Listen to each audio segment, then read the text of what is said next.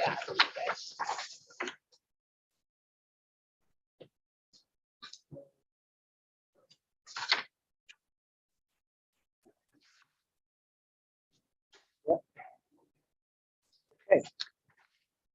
So, Dale, are you here? Right? He's there. Right? Are we all? Yes, I am. Yeah, hi, good morning. Good morning. You have a comment on landscaping? What have you done with that? There should be revised landscaping plan. Have so many windows open. Give me just a sec here.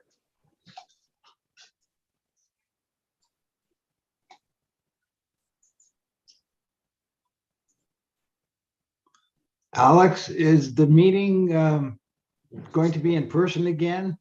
Oh, yes, we are. We are meeting in person, yes. Okay, I didn't know. If I would have known, I'd have been there. We would love to see you. We really miss people, you know, like, I Oh, don't, I know. I haven't been to a meeting, seems like it's 2 years. is that it? Are we looking at the right page? That's here? correct. So you're having four, okay, take it. Okay, Really. so all you guys are showing that We put in the 4 new bay laurel trees along the side property line.